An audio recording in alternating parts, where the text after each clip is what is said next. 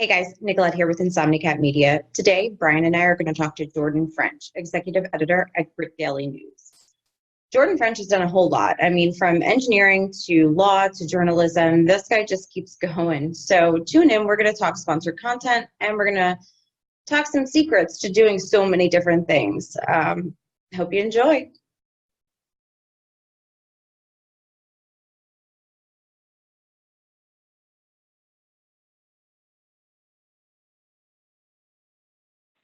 So we've got Jordan French here, and Jordan is, he's a journalist. He is a Fast 50 and Inc. 500 ranked entrepreneur. But what's really cool is that Jordan has done a whole lot of stuff. He's a biomedical engineer, an intellectual property attorney, an author. Now he's executive editor at Grit Daily.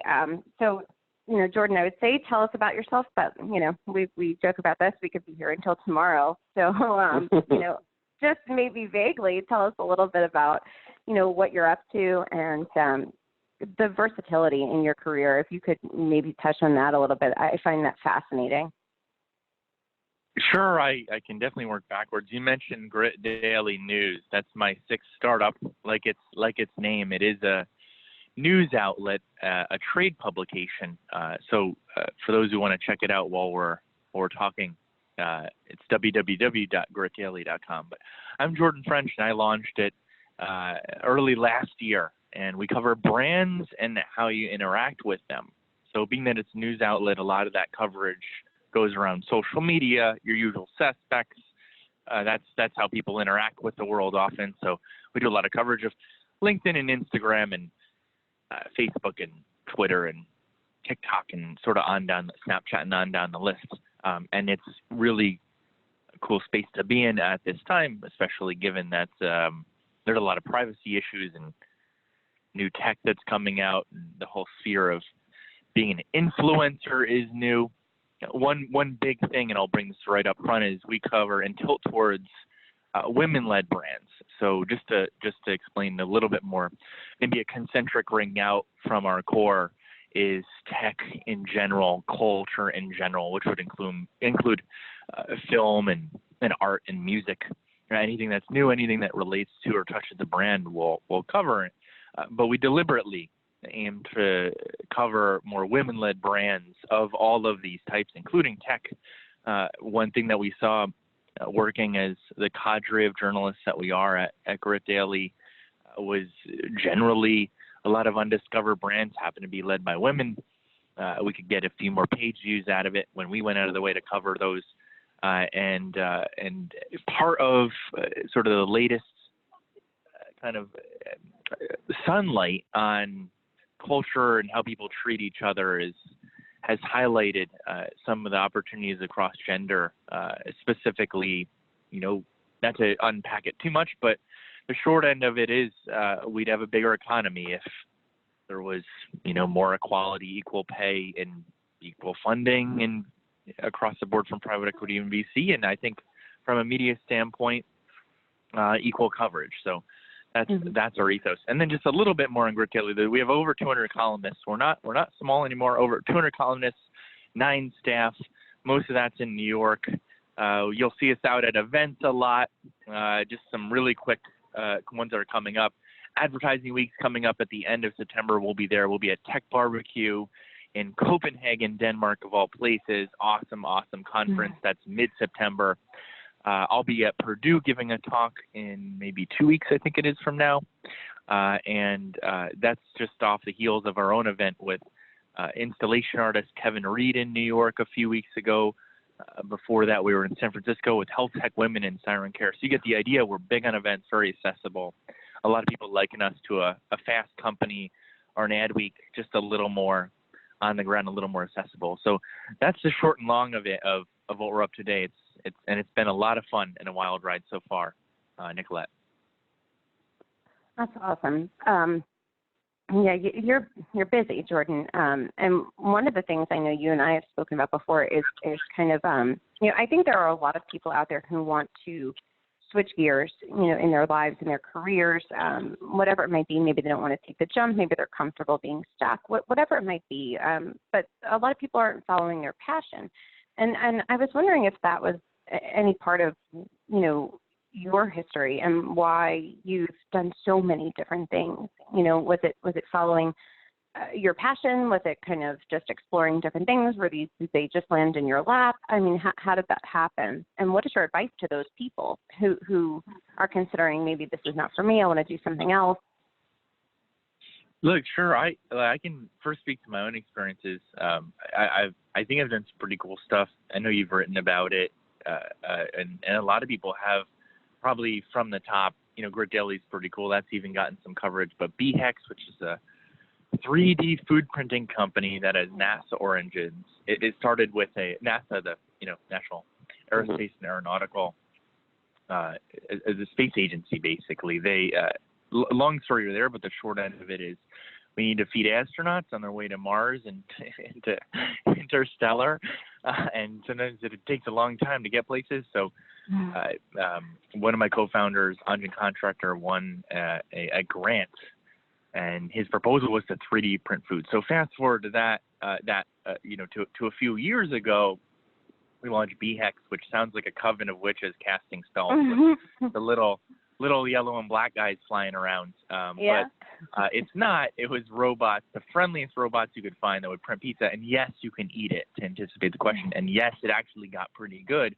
It started out pretty awful, as you can imagine. But also within that, though, I had a 30-plus person marketing agency in the reputation side of that. There's a software company in there that reported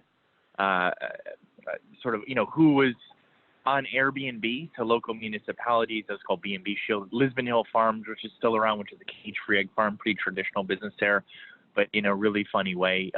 The way it markets itself, it markets itself has been written up by Forbes.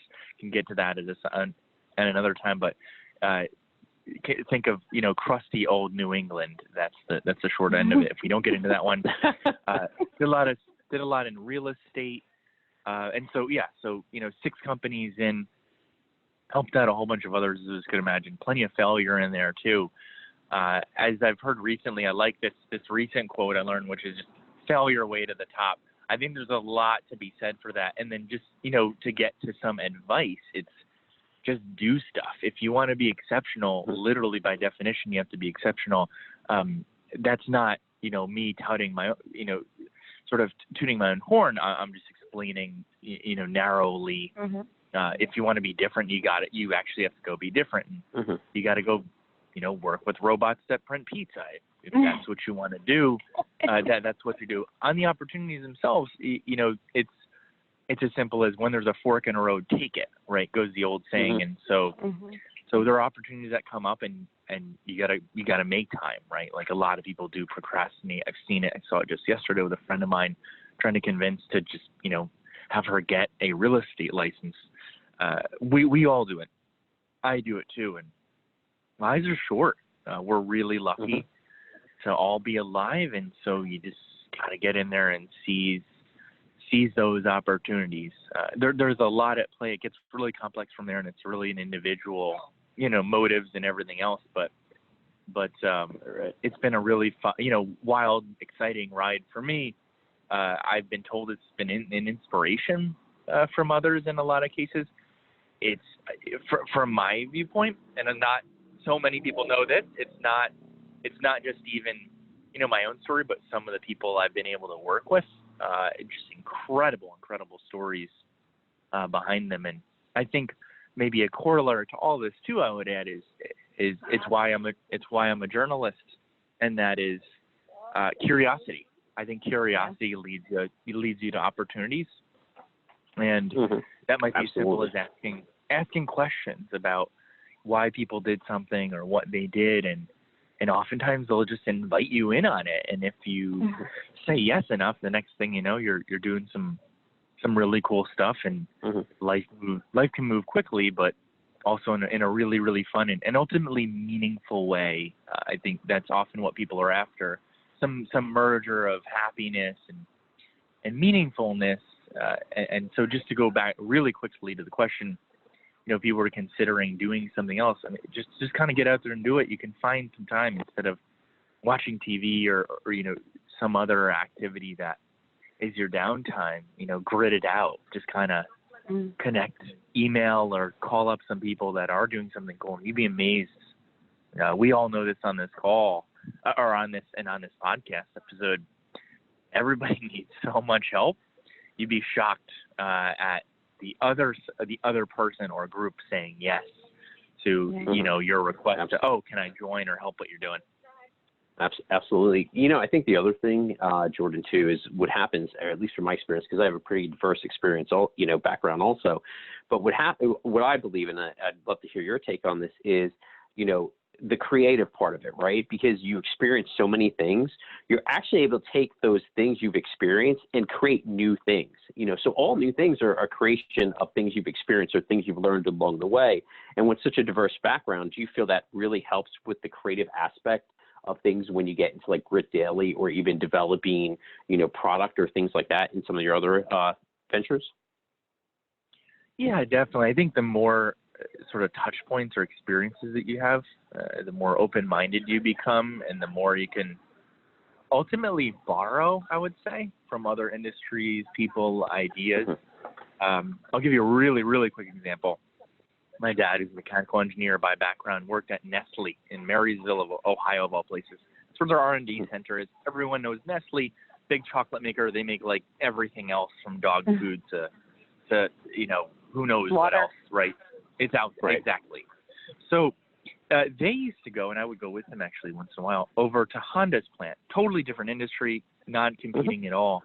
It's like your neighbor, it's like us going to visit some friends, and you never know what you're going to learn from some automation line at an automaker when you're, in a totally different industry. You really would never, they're never going to compete, but that you could nonetheless borrow as an idea or concept, or get some inspiration, in the, mostly food business, like right for Nestle. So that really clear, very tangible example, only practically anyone would understand, because we all eat food and practically all been in a car or driven one at some point, extends to pretty much anything else. And that diversity is massively a strength. There's the broader version of just like having diverse groups of people around, but for those who have the itch to it, go travel, meet people from kind of all over. Grit Daily itself is a constitution of people who are quite diverse too. There's more than a few folks on the team who are not from the U.S., and it's really refreshing and awesome, and vice versa. I'm sure they would say too, right? To get an American viewpoint on something, but for us to get a foreign viewpoint from this is what it looks like you guys are doing from Amsterdam or London or whatever sort of far-flung place you can get into, right. And it strengthens. Yeah. Absolutely, especially that you guys are, it looks like a lot of, and you mentioned this earlier, but a lot of the traffic is shared socially, right? And when you're experiencing different cultures, those experiences are very different. Like what's going on socially is very different in China, let's say, than, for instance, in in America. So you do experience a very different value to what the various cultures are able to give into your business. Yeah, definitely. And there's so many lenses, right? I think a lot of, let's take the inverse. A lot of what happens when you don't have exposure to other people and other ideas is you can be a bit narrow-minded. And it's very easy for people to empathize with that and understand why that would happen. But you sort of think that that's the way, or that's the best way, or that's what's right. But if we were to step in the mind of let's take a really contemporary example. A Chinese national who's living in Beijing, chances are that he or she's probably pretty damn supportive of the Politburo of Xi Jinping, right? And sort of what they're doing, and maybe the Americans are wrong, and it's not that anyone's right or wrong. It's just that that viewpoint might make you say and think, that's a little bit, a little bit different, and that relates to the other areas we work in, right, which is also, film and music and a lot of technology, right? We've all, on this podcast, again, we've all covered a lot of tech. Grit Daily covers a lot of tech. I've been probably best known as a tech journalist, especially on stage at conferences and so on. That's usually who I'm interviewing. even in that same vein, right? People have different backgrounds, and their cultures can carry over into, intellectual property in a large sense too. And you want that. You want those viewpoints. Yeah, absolutely, and that's really what happens. It's almost what we were talking about a little bit earlier, where those experiences are influencing what you're actually creating or what you're coming up with at the end. Those things you've experienced along your way, along your journey. So actually, I'm really happy we're talking about content and whatnot, because one of the things, we're content people. That's what we live, breathe, and eat. So one of the things I wanted to talk to you about, Jordan, was how you handle branded content, on Grit Daily. And I think we've actually, Brian and I have encountered a couple of instances this week where we've been talking to people about earned media versus paid media. And it would be really cool to hear your perspective on how you treat that type of content and your viewpoint on that. Yeah, certainly. So we can set the stage even more and get some foundation out there. So we launched Grit Daily early last year. Broadly, it's a relatively chaotic environment for media, and that's not all bad. So we have seen, we did see Mike, like MIC, what used to be Policy Mike, folded and kind of sold itself. Meanwhile, though, we've seen Tech.co sell last year. We've seen the Next Web sell out to Financial Times. This year, we saw a big acquisition with Cheddar, which is big on video. Check out Cheddar TV for those who haven't seen it. Probably a lot of those who are listening have. So it's a relatively healthy market. The business of media, though, is a bit different. And I'll borrow from Scott Dickers, who founded The Onion. Almost everyone knows The Onion. He eventually sold it to Univision. He's an advisor to Grit Daily. He says, well, Jordan, we just kind of didn't pay anyone until 6 years in. And that gives you a good idea of the profitability of media. There are a lot of network effects in play, but the business side of them, the economics has always been a bit rough and tumble. It's not easy to establish an economic moat, to borrow from Benjamin Graham, and so there's always competitive pressure. It's easy for anyone to hop on any site and read some blog or whatever instead of CNN, unless a lot of this generally works out. But we launched in that environment, and so there are a few ways, because media is relatively misunderstood, a few ways they make money. From the outsider perspective, though, let's paint that picture. Coverage happens, it doesn't cost anything, and then there's this article, and it mentions your company or features it or features this person or this artist or this musician or whatever else, and it's just like magic, and someone's getting paid almost always on the other end, so you almost wonder what on earth is going on. What's really going on under the hood is what most insiders in media would call church and state. So let me explain that more.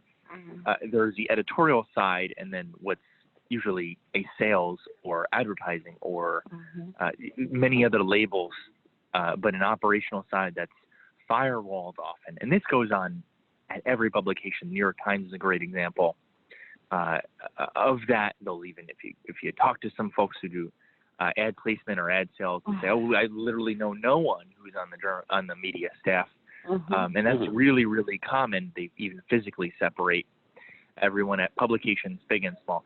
So Grit Daily is really no different from all the way up to New York Times and Wall Street Journal, and so on. Most global publications operate that way. We have a lot of editorial coverage, like north of 99% of it is, but there are a few ways that publications make money when they're smaller, like Grit Daily, and not some mega tier one operation. There are a few ways, right? So one is events. We've seen Adweek, for example, wade into that big time. There's separately firewall content. We've seen Business Insider do that. We've seen QZ or Quartz do that quite a bit. And then there's sort of branded content or native advertising, which is big. QZ does some of that too, but also a great one to look to is Thrillist on that end. And generally what it's called is sponsored posts, really simply, by no other name. And it's branded content. It's not editorial. It's still a story, but it's paid for and then marked responsibly if done right. Now, let's set aside for just a moment. There are some publications, especially In cannabis, this was a bit of an issue just because the industry was somewhat new over the last decade or two.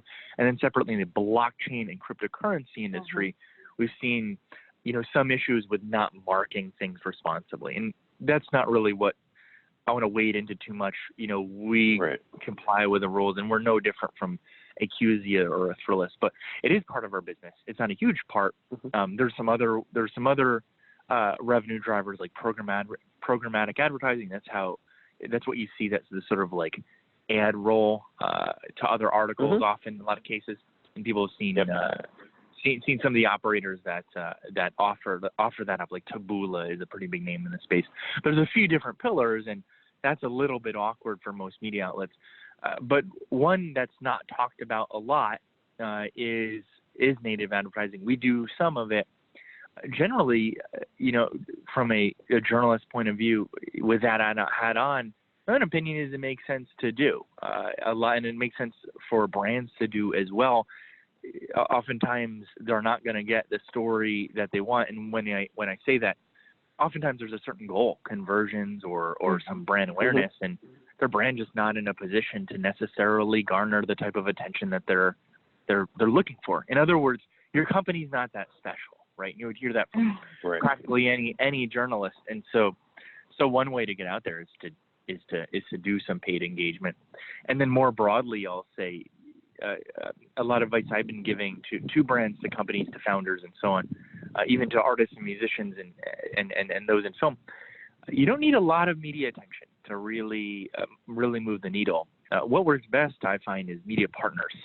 So pick 2 or 3. It definitely doesn't have to be Gert Daily. Just 2 or 3 outlets that you really like and are on brand for your company or your person, and pair up with them and do whatever combination of things that make sense, and go to their events and do events with them and sponsor their stuff and work with them. And if you want to do branding content, do it with them.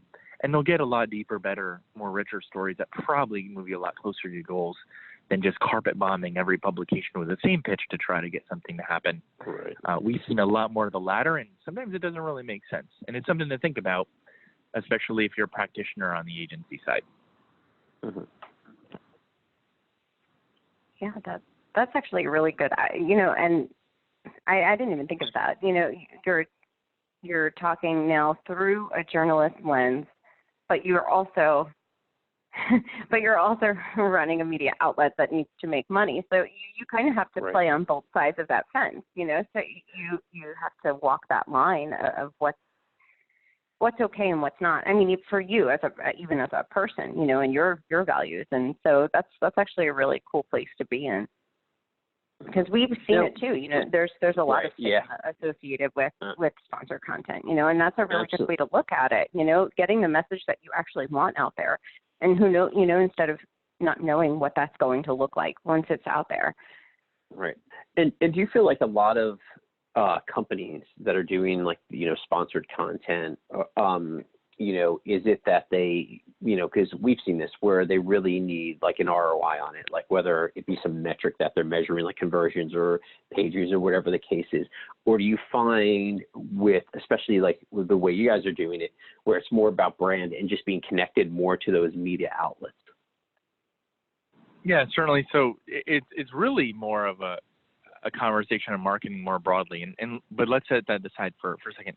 The first real answer is it's just different for every brand, right? And so certain publications have certain audiences, and those line up well with whatever the client base or customer base is of a particular brand, whatever it is that they're trying to sell or service that they offer. So results are going to be different kind of across the board, and whoever you work with and go to. But more broadly, if you're looking to pursue public relations and get conversions out of that by simply earning media, getting backlinks from whatever the publication is to your home site, trying to earn media to tell a bit of your story, you're usually going to be pretty damn disappointed if you're looking for that to convert sales. That's why there are other corners of marketing.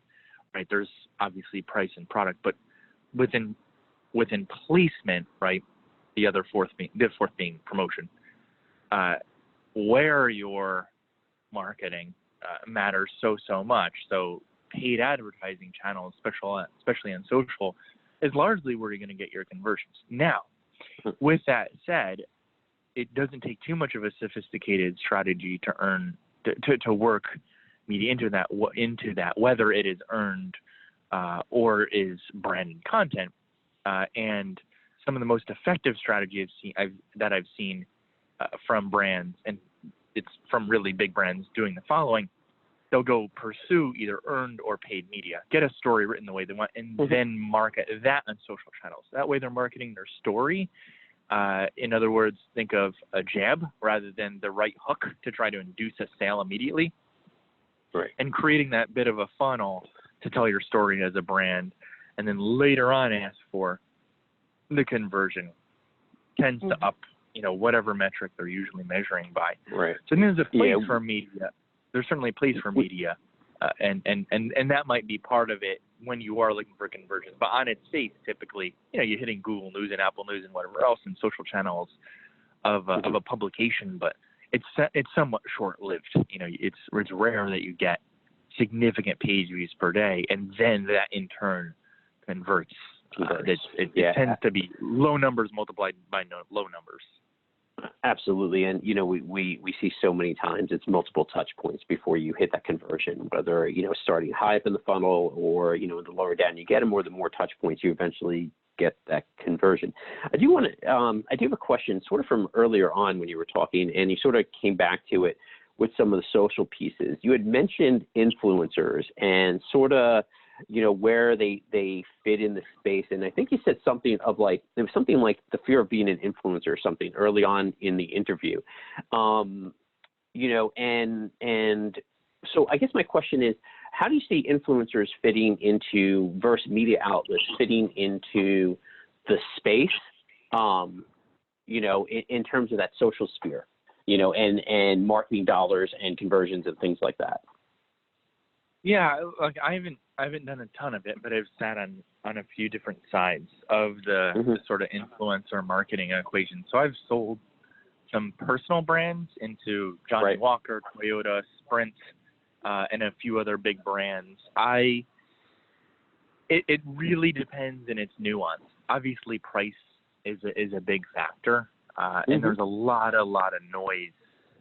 There's a lot of noise in the market, but generally, what does work well is if you do find a particular influencer who you find just is on brand for you and is a significant enough following, and you engage with that person on a long-term approach, in a long-term way, just like our media, just like anything else, that can then in turn yield. Right, but a lot of the one-off stuff I've found to be just suspicious of the ROI there. There's also a move down market to sort of smaller followings. In other words, sort of the Kim Kardashians of the world don't convert on all products. That's pretty obvious and intuitive, but you'd be surprised at the attempts to nail with the same influencer across a variety of products. Usually it's somewhat organic, and it tends to be people who are already using your product just push them to market it, right? Which is that additional step on their social channels. There's some yield there, and again, it's omni media, right? So getting that brand awareness across other channels, whether it's a podcast like this one, whether it is in publications, whether it's on the radio, whether it's on sort of in video, that can have a big impact, on brand awareness, which generally needs to happen first if you're trying to get consumers to engage with you over and over and over again. In other words, it's a big investment, and that goes for any product, right? A lot of it, probably most of the time, we all underestimate the real spend needed to market a product, any product. Most of those are a marketing problem in disguise. And really, when you unpack that marketing problem, it's a brand awareness problem. People seeing that brand over and over and over again to identify an emotion with it or signal some form of value. And we all underestimate it. And and underinvest in it.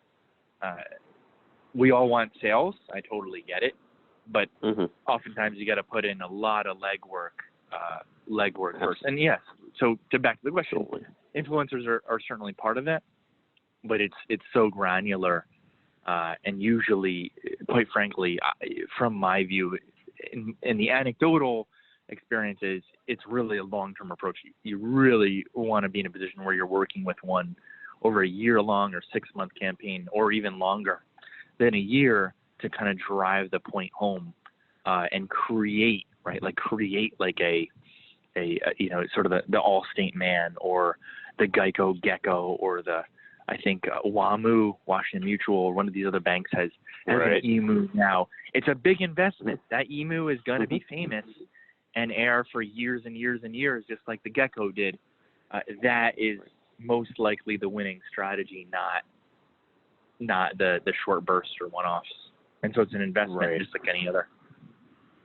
And I think too, with a lot of influencers, it starts becoming about like lifestyle, like you mentioned. They're using that product, so now get them engaged to market that product, right? Because you look at things like, let's say Nike or Under Armour or things like that. It's really about the lifestyle a lot of times in what they're doing, with those products. Yeah, it depends. There are, if you break down categories of influencers, I mean, certainly first there's been influencers around far longer than just social media. That's simply the channel. Benjamin Franklin. Yeah. Benjamin Franklin was quite the influencer, for example. You go back to lots of other examples far before him. Yeah. But you go back to the beginning of the time and think about all the influence that has happened. Yeah, I agree. All right. Well, I really appreciate you jumping on this call with us, Jordan.